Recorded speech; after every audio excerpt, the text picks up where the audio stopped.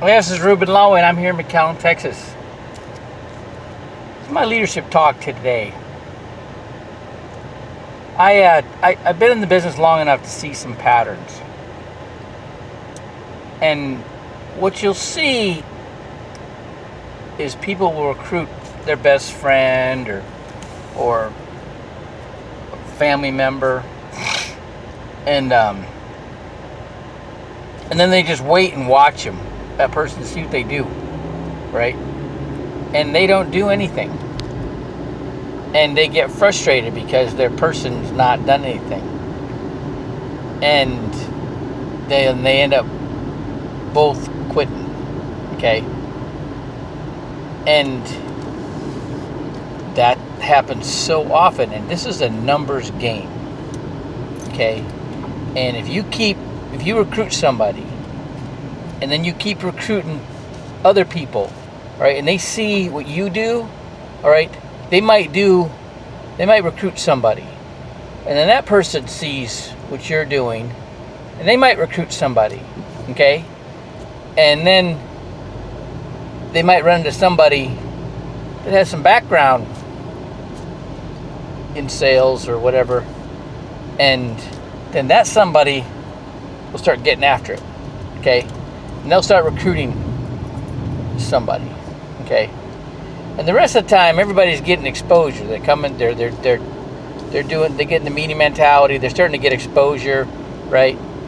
And their brain is opening up, okay? And then as soon as somebody starts seeing somebody with some success, all right, that ignites something, okay? And I just recently had my first recruit, my best friend. He didn't actually quit. He just stopped doing anything, which is, I don't believe he's dead yet. He come up on, things happen in your life, man. And he had some things happen. And the thing that he's just not, that test scares him. And I'm making that assumption because that seems to be where the sticking point is, right? And I just got to be like, you know what? I got to show you, all right? And just keep getting after it, all right? And then I'm going to talk about niches, okay?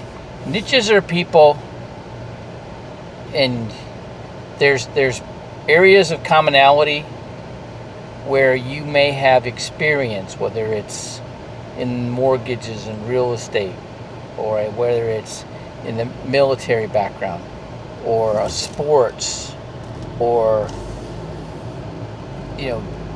business, okay?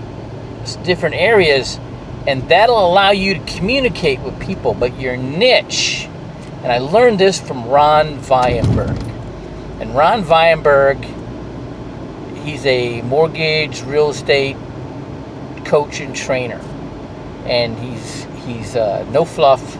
He's from New York, so everything's like pretty much cut and dry, but it's good information and it works for our business, okay? And he taught me about two things: how to ask for referrals and niches.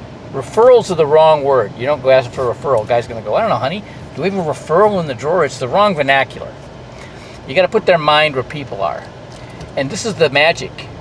You got to ask for exactly what you're looking for. I'm looking for somebody, between the ages of 28 and 48, married, got kids, they own a house, they make $40,000 a year or more, but they want to do better, right? And because what we have in our product platform is perfect for that demographic, ideal for them, okay? Or somebody who considers themselves a leader. They got a teaching or training background. They had a business. They see the what we have here and the potential here, and they believe in themselves, right? Those people do really well with us, okay? And if they think of somebody, they'll tell you right now, just like that, right? So that's how you do it. You know, family, friends, neighbors, your kids' friends, parents, people that you work with, okay? And you put their mind will race, go right to all those places that you mentioned. Okay, the next thing he taught me was the niche. Okay, so there's those people that you can communicate with because you have commonality and you know a little bit about what they do and understand a little bit what they do, all right? But the niche is, you look at the past, the walk of life of the people that you had the best rapport with. They like you, you like them. You made the most money with them. They were the easiest, most cooperative, and they gave you the most referrals. The walk of life those people are from, that's your niche. Okay, can you start targeting that walk of life, all right, your percentages are going to go up. All right. And so you just got to go, okay, what is it, right? And the people for me seem to have a military background, all right? And that's one magic thing. When I left the SEAL teams, I just wanted to get out. I wanted to be free, right? But when I got out, I realized there was something very unique about the SEAL teams. That's the ability to get 16 people all focused on the same thing at the same time, making it happen. In the civilian world, that's really hard to find. But it's hard to find in the military. Out of all the people that screen, and there's thousands that screen to get into SEAL training, out of 120, that's how big the classes were. Then I started off when I went through training.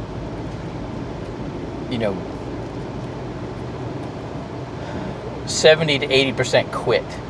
Okay, and the people that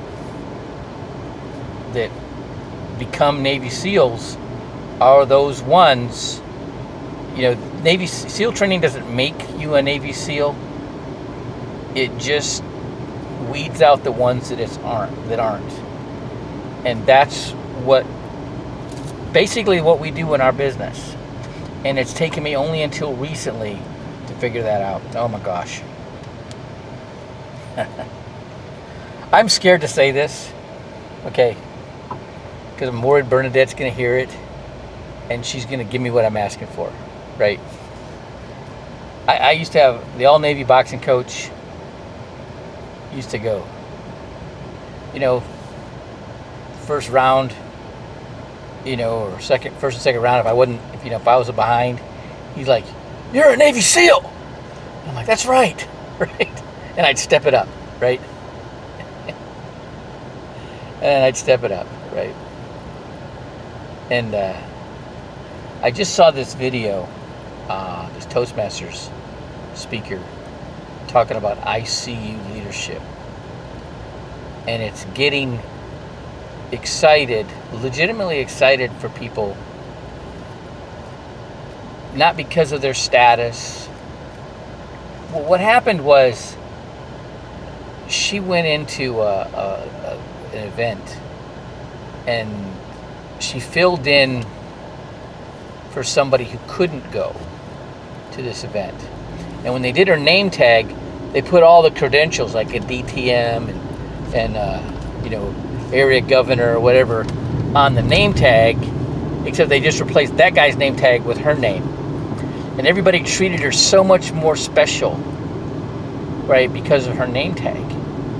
And that's when she realized that when you treat people like they're special just by where they're at, it has an impact. And man, it made me think of all of those people that did that for me. Bridget Krause, she's the South Texas rep for John Maxwell.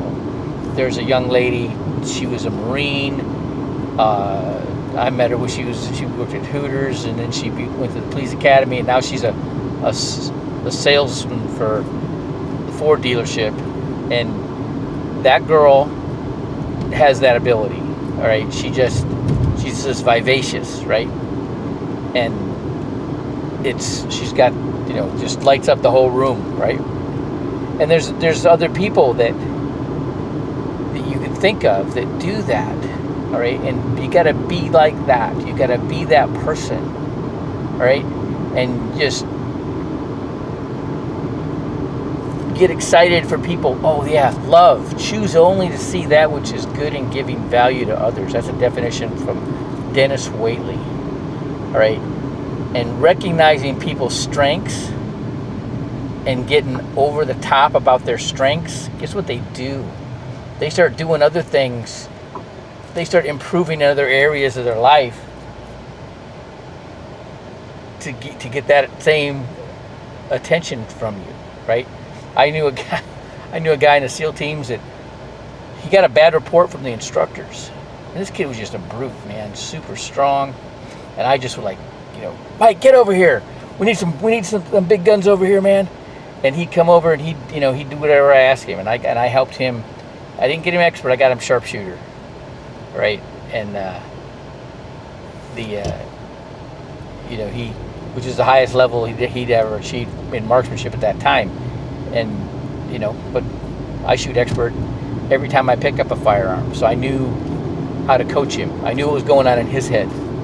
Okay, and I could get him to perform. Nobody else could get him to perform, and that was his undoing. But I could do it, all right? And I had confidence in my ability to do that, and I still, to this day, I do.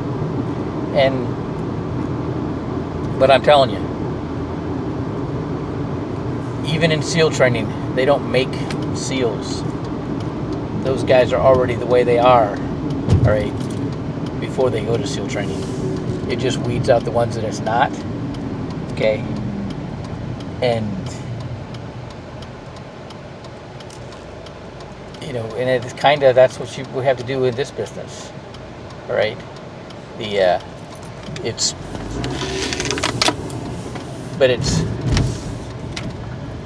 ICU leadership. It's showing love on them, right? Identifying that part of them that you can legitimately recognize that stands out to you, and you can legitimately praise them and compliment them about, and they'll find other things to get you to do this. They'll perform. They'll get up in other areas, all right? And doing that keeps people from focusing on that one guy they recruited, all right, and wait for him to do nothing, and he dies, and then it causes them to die. Okay, so you got to keep people looking forward. Okay, that's all part of getting out of your subconscious programming, all right? And in doing that, that's why the goal, the dream, is always so important. Whether it's something material or a vision of themselves, a greater vision of themselves. And that is what we're called to do. And if you're pointing out anything else, anything other than that, all right, you're attaching an anchor to them. All right.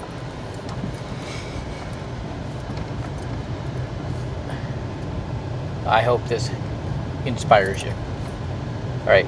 Have a great one.